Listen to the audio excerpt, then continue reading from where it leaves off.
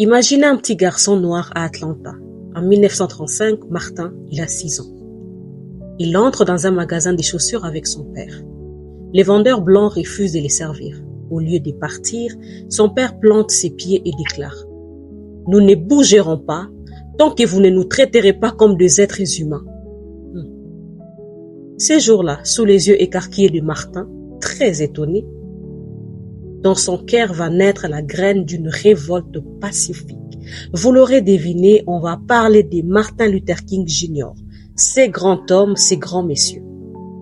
Imaginez aussi si Martin Luther King avait été ce président noir qui aurait existé avant Barack Obama. Ça aurait été merveilleux. Eh bien, ça, c'est possible. Dans la série Fringe, dans le monde parallèle où vit Walternate, Walter Ego, je ne sais pas s'il y en a ceux qui connaissent cette série incroyable qui existe depuis 2015. Sur le billet de $20, on y retrouve le visage de Martin Luther King. Est-ce que ça voulait prétendre que pour eux, Martin Luther King aurait dû être un grand président ou bien c'était un clin d'œil? Mais je trouve que peut-être un jour, on y mettra son visage ou pas. Martin Luther King est né le 15 janvier 1929 à Atlanta, Georgie. Il a été influencé dès l'enfance par le racisme et a étudié la théologie à Morehouse College et Kosser Seminary. Adolescent tourmenté à 12 ans, il perd sa grand-mère adorée par crise cardiaque. Rongé par la culpabilité d'avoir assisté en secret à un défilé, il grimpe sur le toit et saute. Par miracle, sa famille les sauve.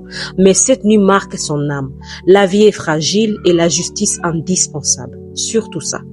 Étudiant brillant à Morehouse puis Kosser, Martin doute. À 13 ans, il défie l'église paternelle en niant la résurrection physique de Jésus. Amoureux d'une blanche, Betty Motes, je ne sais pas si j'ai bien prononcé, il rêve d'un mariage interdit, brisé par le chêne racial. Pourtant, en 1953, il épouse Coretta Scott. La nuit des noces, pas un palace, mais dans le chambre d'amis d'un croque-mort alabamaise, la ségrégation n'épargne même pas l'amour, parce qu'il ne pouvait pas aller dans les hôtels connus.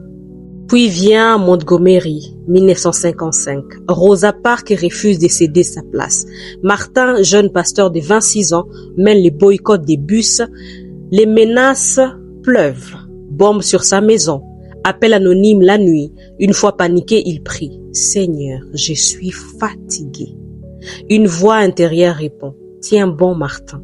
Tu n'es pas seul. » Ces moments mystiques forgent son arme, la non-violence.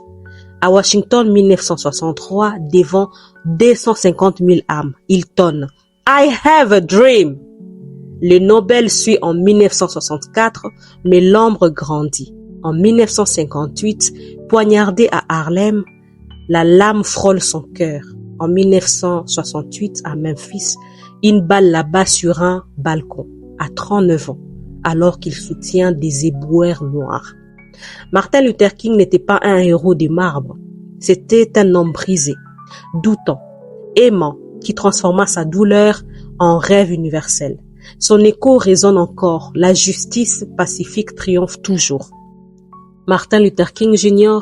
est un pasteur baptiste et militant non violent américain. C'est une figure emblématique de la lutte pour le droit civique aux États-Unis dans les années 1950-1960. Il a prôné la désobéissance civile pacifique contre la ségrégation raciale, inspirant des lois majeures comme le Civil Rights Act de 1964.